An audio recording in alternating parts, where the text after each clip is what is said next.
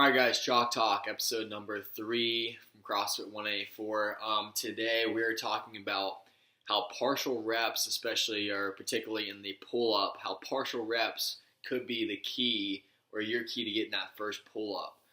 This is something that I don't necessarily agree on that a lot of places do, that even that you're taught, you're level 1 at CrossFit, and CrossFit preaches all the time, never sacrifice range of motion. And what that means is, using the pull-up as example, this is my pull-up bar here, and then never sacrificing range of motion means I need to be locked out at the bottom of the pull-up, and my chin has to be above the bar at the top. So that's the standard for the pull-up. So what they're saying is don't sacrifice and only come to here and then down, here and then down.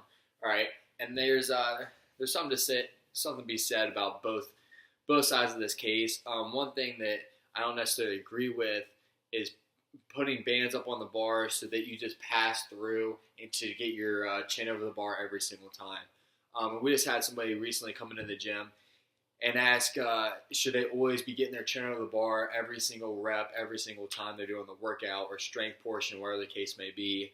And in my opinion, what I found is no, no, you do not. So, and here's why. So if you're doing a pull-up or you're progressing to a pull-up and you get to here every time and it gets really difficult and that's where you fail, that's where you drop back down, you need to position or strengthen that one position.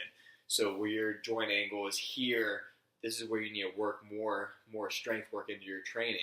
All right, so what happens is when you put bands on the bar where you scale to like a jumping pull-up all the time or a kneeling pull-up, whatever your scale may be, and you just pass through that position to get your chin over the bar, you pass through all these different positions to rush your way right to the top.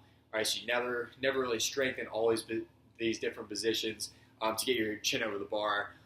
Doing a negative is a really good way to do this. If your chin's over the bar and go down really slow, that will increase your strength a lot because it's going to increase your strength at each one of those positions where you're weak. But in a workout or during strength work, if you start by doing chin over the bar pull-ups, and then halfway through your workout, you're getting to here, and then dropping here, and dropping. A lot of places will say, all right, put another band on, keep getting full range of motion, chin over the bar. But what I'd rather see from our athletes to build that strength up is to get here where you struggle and fight it for a couple seconds, and then come back down. Go back up to where you struggle, fight it for a couple seconds, come back down. Because that's where you struggle at the pull-up. That's the position you need to strengthen. All right, so if you just put another band on, skip over that position, you're never going to strengthen right there at that joint angle. So get there and fight. Notice it's not get here, fall down, get here, fall down. It's get here and fight to get a little bit higher, and then come back down. Get here and work that position, come back down.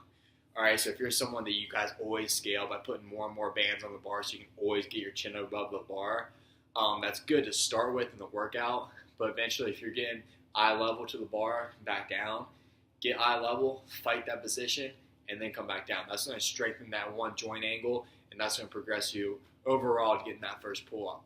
All right, so if you haven't done that, try it out. If you guys have any questions about anything, you want to see another video, let us know.